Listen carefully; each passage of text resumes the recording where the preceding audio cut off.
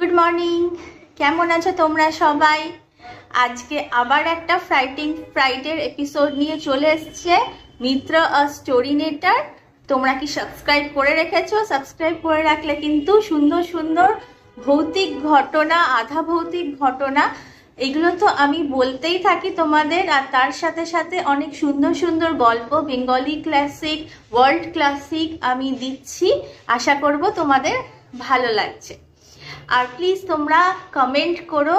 আমি লাইভে আসতে পারি না, তাই তোমাদের সাথে সেরকমভাবে গল্প করতে পারি না, কিন্তু তোমরা যদি কমেন্ট করো আমার খুব ভালো লাগবে আর আমি উত্তরও দেব।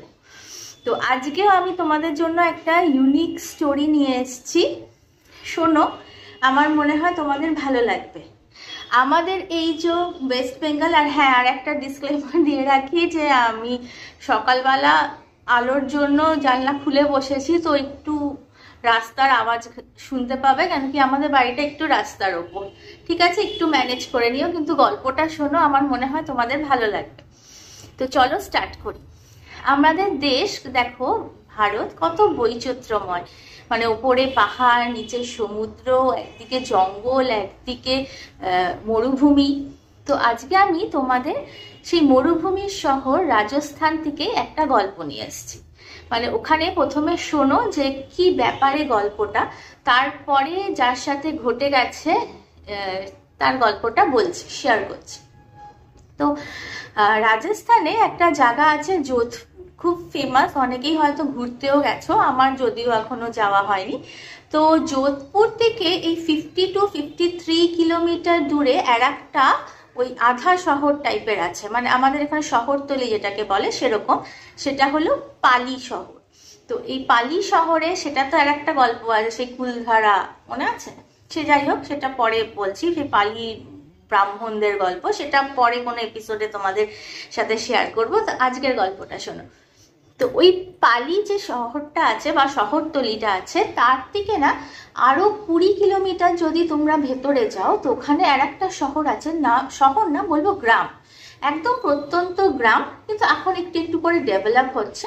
তো সেই গ্রামটার নাম হলো চটিলা। তো এই চটিলাতে একটা অদ্ভুত মন্দির আছে। আচ্ছা, তোমরা আমায় কমেন্ট করে, এখানে পজ করে কমেন্ট করে বলো তোমরা কি কি দেবতার বা কি কি অপদেবতা, বা যে যাদের তোমরা ভাবতেও পারো না মন্দির হতে পারে, এরকম কোনো মন্দিরের নাম শুনেছো, দেখেছো, বা কোথাও থেকে জেনেছো, আমায় প্লিজ কমেন্ট করে বলো। কারণ কি এখন যেটা তোমাদের বলবো সেটা শুনলে পরে তোমরা অদ্ভুত মানে রিয়াক্ট করবে। এই চটিলা শহর যে গাঁওতে, ওই গ্রামে একটা বাইকের মন্দির আছে। ঠিক ধরেছে, একটা বাইকের মন্দির। বাইক মানে যে আমাদের ভটভটি, সেই বাইকের মন্দির। তো এই বাইকের যে মন্দিরটা, সেই বাইকের মন্দিরে কার বাইক, ওখানে একটি মানে রাজপুতানা ঘরানারই, মানে বড়, মানে রাজা মহারাজা না, কিন্তু একটু বড় বিত্তশালী পরিবারের একটি ছেলে ছিল, নাম ছিল তার ওম বান্না। এবার বান্না ওরা কাকে বলে, যে বাচ্চা যে ছেলেগুলো হয় না ছোট ছোট, ওদের বান্না বলতে। এবার ও যেহেতু ওখানকার যে পরিবারটা সব থেকে ছোট ছিল, তো ওকে সবার মানে ওর যে দাদা দাদু বা আরো বড়রা যারা ছিল তারা বান্না বান্না বলে ডাকতো, আর ওর নাম ছিল ওম। তো ওটাই ওম বান্নাই হয়ে যায় ওর নাম। আর হয় না যে আমাদের এখানে বাবু বাবু করে ডাকলে পরে পাড়ার সব লোকজন বা কাছাকাছির লোকজন সবাই ওই বাবু বাবু বলেই ডাকতে থাকি। তো সেরকমই ওই লোক ছেলেটার নামও হয়ে যায় ওম বান্না। তো ধীরে ধীরে বড় হয়, ওর বিয়ে শাদির জন্য ঠিকঠাক করতে থাকে। তো একটা সময় কি হয় যে ওর একটা বিয়ে ফিয়েও ঠিক হয়ে যায়। তো যেহেতু ওখানকার লোক মানে ছেলেরা এরকম বাইক নিয়ে ঘুরতে ভালোবাসে, সেটা এখনো তোমরা মানে করলে বুঝতে পারবে। এত আলো আসছে না মুখে, চোখে দাঁড়াতে একটুখানি সরে বসি আমি। তো যাই হোক, তো সেই ওম বান্না যখন মানে বড় হতে থাকে, ওরও বাইক নিয়ে ঘোরার খুব শখ হয়। তো ও একদিন বাড়ির থেকে একটা বাইক কিনেও নেয়। তো ও না ওটা নিয়ে চালিয়ে চালিয়ে এদিক ওদিক যেত। আর তখনকার দিনের ওই বাইকটার বা ওই মোটর সাইকেলটার, মানে তখন ওদের গ্রামে, যেহেতু বললাম এখন সবে সবে ডেভেলপ হচ্ছে, তখন অতটা ডেভেলপ ছিল না। তো ওর কাছে ওই বাইকটা না খুব ফেমাস ছিল। সবাই মোটামুটি ওর আওয়াজ দূর থেকে জানলে মানে শুনতে পেলে বুঝতে পারতো যে ওম বান্নায় ঘুরে বেড়াচ্ছে। তো এরকম করতে করতে যখন ওর বিয়ের কিছুদিন আগে ওই যে ছেলেটা একদম বাইক নিয়ে কোথাও যাচ্ছিল, তো ওখানে কোনো জায়গায় ও ধাক্কা মেরে খুব বড় বাইক অ্যাক্সিডেন্ট হয়। তো ওখানেই ও স্পট ডেড হয়ে যায়। তো এবার ওকে তো নিয়ে গিয়ে ক্রিয়াকর্ম যা হওয়ার মানে হয়ে যায়। তো এবার পুলিশ কি করবে ওই বাইকটা, তখন ওরা কি করে, আর বাইকটা এমন ভাবে ভেঙে গেছিল, আমি তোমার মধ্যে কভার ফটোতে দিয়ে দিয়েছি, আর এখানে তোমাদের বাইকটা ছবিও দেবো, ঠিক আছে। বাইকটার অবস্থা একদমই মানে বাজে ছিল, মানে ওটা নিয়ে কেউ চালাতে পারবে না। পুলিশ কি করে ওই বাইকটাকে নিয়ে গিয়ে ওরা চলে যায়, মানে ওদের পুলিশ স্টেশনে নিয়ে গিয়ে ওখানে রেখে দেয়, মানে পার্ক করে রেখে দেয়। ওখানে যে এবার যেদিনকে নিয়ে গেছে সেদিনকে কিছু লোক তো থাকে, মানে পুলিশ স্টেশন তো খালি থাকে না। রাত্রিবেলা ওদের মনে হলো যে বাইরে যাকে রেখেছিল, ওদের মনে হলো ভটভট করে আওয়াজ হচ্ছে, মানে পুলিশ স্টেশনে পুলিশ খুবই কম ছিল রাত্রিবেলা। আর ওখানে এমন গ্রামে খুব একটা চুরি চামারি বা অপরাধ বেশি হতো না, তো রাত্রিবেলার দিকে পুলিশ অত থাকতো না। তো এবার মনে হলো কি ওরকম আওয়াজ পেয়েছে, তো ওর নিজের যে সাথী ছিল তাকে বলেছে দেখো দেখো আমরা তো সেই ওম বান্নার আওয়াজ পাচ্ছি বাইকে। তখন ওই লোকটা বলে যে দূর তুমি ভুল শুনছো, ও তো মানে মারা গেছে, আর কে চালাবে, আর ওই বাইকের যে অবস্থা কেউ চুরি করবে না, তো ঘুমিয়ে পড়ে। তো ওরা ঘুমিয়ে পড়ে, সকালবেলা উঠে দেখে যে সত্যি থানার বাইরে বাইকটা নেই। ওরা খোঁজ করে ওরা দেখে যে যেখানে ওই ছেলেটার স্পট ডেট হয়েছিল না, সেখানে ওই বাইকটা উল্টে পড়ে আছে। তো ও বললো কি করে হলো, তো ফার্স্ট বার অত পাত্তা দেয় না। তো ওরা আবার নিয়ে আসে, সেকেন্ড বার হয়, থার্ড বার হয়, তখন না ওরা বলছে না এবার তো মানে কেন চোরই হয়তো চুরি করবে, এবার আমি রাত্রিবেলা দেখবো আর ওটাকে ভেতরে রাখবো। তো ভেতরে ওদের একটা মানে স্পেয়ার রুম ছিল থানার, তো ওখানে ওই বাইকটাকে রেখে দেয়। তো সেদিনকে ওরা ক্যামেরা, তো তখনকার দিনে তো অতটা সিসি ক্যামেরা ফেমাস ছিল না, পুলিশ স্টেশন পেছনে অত থাকতো না, গ্রামের দিকে অত থাকতোই। তো সেদিনকেও পরের দিন যখন স্পেয়ার রুমে রেখেছিল সেখান থেকে তো দরজা বন্ধ করে রেখেছিল, কিন্তু সেদিনকেও সকালবেলা উঠে ওরা দেখে যে নেই, আর ওই বাইরে গিয়ে সেই জায়গাটায় উল্টে পড়ে আছে বাইকটা। তো এবার না পুলিশ ওখানকার যে কনস্টেবল থাকে না, তারা খুব ভয় পেয়েছে। তখন এবার ওখানকার যে ইন্সপেক্টর সে বলে যে ওইসব কিছু হয় না, নিশ্চয়ই তোমাদের মধ্যে কেউ বদমাশি করছে, আজকে আমি জেগে থাকবো আর দেখবো যে ওখানে কি হচ্ছে। তো উনি এবার খুব পাহারা দিচ্ছে, রাত্রিবেলা বোর্ড জেগে আছে, কনস্টেবলও রয়েছে 2-3 জন। উনি বসে আছে, তারপর না হঠাৎ করে একটা ভুম করে মানে আওয়াজ হলো। তখন ওরা তো ইন্সপেক্টর বললো, কনস্টেবল গুলো চমকে উঠছে। ইন্সপেক্টর বলে কি হয়েছে, বলে ওই তো ওই আওয়াজ। বলে কি আওয়াজ, বলে যা চলো তাড়াতাড়ি দেখি। গিয়ে ওই রুমটাতে খুলেছে, তখন দেখছে সত্যি নেই, ওই যে বাইকটা ওখানে নেই। এবার খোঁজ এদিক মানে থানার আশেপাশে খুঁজছে। ওরা বলছে এত তাড়াতাড়ি কুইক তো কোথাও যেতে পারবে না, যতই বাইকের স্পিড হোক। এদিক ওদিক খুঁজছে, তখন ওর মধ্যে একটা কনস্টেবল বলে চলুন ওই জায়গাটা গিয়ে দেখি। তো ওখানে গিয়ে দেখে যে সত্যি ওই গাড়িটা ওখানে উল্টে পড়ে আছে, তখনও চাকা ঘুরছে, মানে কেউ ওকে নিয়ে এসছে, বুঝলে তো। তখন ওটা দেখে না ওরা খুব ভয় পেয়ে যায়। তখন এবার ওরা বলে কি হবে, তো ওরা গিয়ে ওদের সরপঞ্চকে বলে ওখানকার গ্রামে। তো ওরা বলে ঠিক আছে আমরা এখানে একটা মন্দির বানিয়ে নিই। তো ওরা ওখানে ওই যে জায়গাটা ডেড হয়েছিল, তো সেখানে একটা এখন মন্দির আছে, ওটাকে বলা হয় ওম বান্না মন্দির। আর ওটা নাকি এত ফেমাস ওখানে বানানোর পরে যে ওখানকার লোকেরা রীতিমতো ওখানে ভজন গীত হয়, মানে ভগবানের না, মানে ওই বাইকের আর ওম বান্নার ভজন গীত হয়। আর ওখানকার লোকের মান্যতা আছে, ওখানে যদি তোমরা কেউ কিছু মানত করে সেই মানতটা নাকি ফুলফিল হয়। তো দূর থেকে গ্রামের থেকেও লোকজন ওখানে এখনো আসে, মানে বেশ জমজমাটি মন্দির। তোমাদের আমি এখানে আমার একটা পিকচার দিয়ে দেবো, ঠিক আছে। এবার তো এটা তো হলো। আর ওখানকার একটা নিয়ম আছে যে মনে করো ওখান থেকে তুমি যাচ্ছ, ওটাতে একদম হাইওয়ের উপরেই যে জায়গাটা, তো ওখান থেকে তুমি যাচ্ছ, তো ওখানে নাকি একটুখানি টাকা ওই ছুঁড়ে ফেলে দেয়। আমাদের দেখবে এখানেও আছে এরকম নিয়ম, কোনো ঠাকুরের সামনে দিয়ে গেলে গাড়ি না দাঁড়ালে এরকম তোমার টাকা ছুঁড়ে ফেলে। তো ওখানে ওরকম নিয়ম যে টাকা এরকম ভাবে ছুঁড়ে ফেলে ওখানে দুবার হংক মারবে, খুব জোরে জোরে হংক মেরে ওখান থেকে যাবে, না হলে নাকি কিছু না কিছু আনহনি হতে থাকবে। তো এবার এটা হলো ওই ওম বান্না আর ওর বাইকের মন্দিরের গল্প। মানে এবার এইটাকে নিয়ে একজনের কি এক্সপিরিয়েন্স হয়েছে, সেই এক্সপিরিয়েন্সটাই আমার কাছে এসছে গল্পটা। এবার এটা শোনো। দিল্লিতে কিছু ছেলে চাকরি বাকরি করতো, মানে একটা গ্রুপ অফ ছেলে। তো ওদের মধ্যে একজন ছিল রাজস্থান, আর ও সেই যোধপুরে থাকতো। যোধপুর মানে একদম বড় শহর। তো ও একদিন ওর গ্রুপের বন্ধুদের এই গল্পটা বলেছে, ওমবান্না আর বাইকের গল্পটা। তো এখানে আরো কিছু ছেলে ছিল, তো ওর মধ্যে একটা শ্যাম বলে ছেলে ছিল। শ্যাম হলো ওই উত্তরপ্রদেশের ছেলে। তো এবার ও বলছে চলো চলো আমরা তাহলে যাবো, ওখানে দেখবো। তখন বললো যে হ্যাঁ যেতেই পারি আমরা, চলো আমাদের বাড়ি যাবে, মানে তখন ওরা বললো ঠিক আছে। তো ওরা যখন একটা ছুটি ছাটার সময় আর কি নিয়ে ওরা সবাই ওখানে যায়, ওদের বাড়িতে যায় ওই যোধপুরে। তো সেদিনকে থাকার পরে যখন ওই ছেলেটার যে রাজস্থানে যে ছেলেটা, যখন ওর পরিবারের লোকেরা জানে, তখন ওরা বলে যে ঠিক আছে তোমরা তো ওখানে যাচ্ছ, কিন্তু তোমরা একটু প্রোটেকশন নিয়ে যাও, জায়গাটা ভালো না, কেন কি এরকম আছে, তোমাদের কিছু হবে না, আমরা তো জাস্ট দেখবো, দেখে চলে আসবো। তো বলে ঠিক আছে। তো ওখান থেকে আবার ও একটা নিজের হয় না যোধপুরে যে পাড়ার বন্ধুরা ওরকম ভাবে জোগাড় করে একটা বন্ধুকে, সেই বন্ধুটার বাড়ি হলো ওই কি বলে ওই পালিগ্রাম, যেখান থেকে যেতে হয় সে চোটালাতে, সেটা না, পালিগ্রামে ওর আর কি বাড়ি আছে। তখন ওরা বলে ঠিক আছে আমরা মন্দিরটা দেখে, পালি থেকে তো 20 কিলোমিটার, তো আমরা ওখানে মন্দিরটা দেখে আবার ওর বাড়ি ফিরে আসবো। আমরা বলে ঠিক আছে। তো এবার সবাই মিলে যায়, আর শ্যামের বেশি উৎসাহ।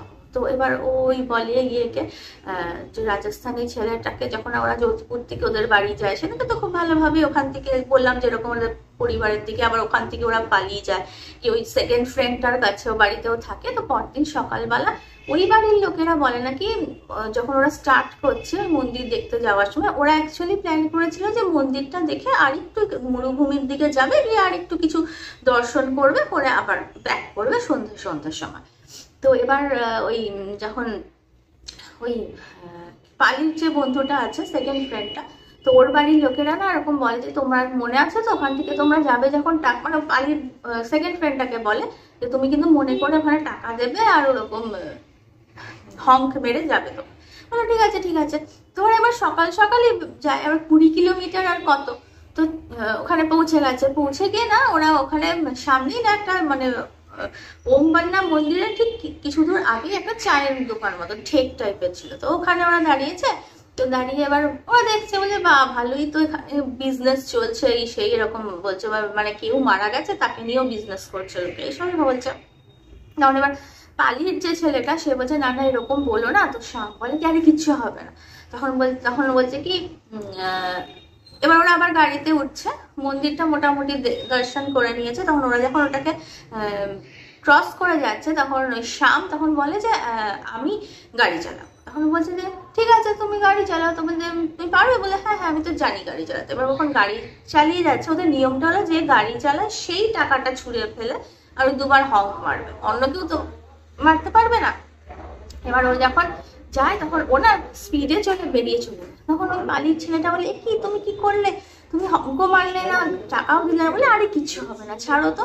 তো ওরা আবার ওখানে যায়, গিয়ে আবার ফেরত আসে। যখন কিছু দূর যায়, আবার আসার সময় যখন করে না, আবার ওরা এত কথাবার্তায় আর কিছু দারু ফারুও খেয়েছিল কিছুটা দূর গিয়ে, মানে ওরকম ঠেক ফেক খুঁজে।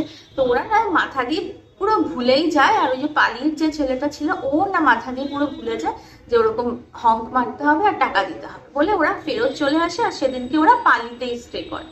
এবার রাত্রিবেলা সবাই শুয়েছে, অতগুলো ছেলে, তো ওদের একটা রুম ছেড়ে দিয়েছে, ওখানেই সবাই ম্যাট্রেস লাগিয়ে খাটিয়া ফাটিয়া লাগিয়ে শুয়েছে।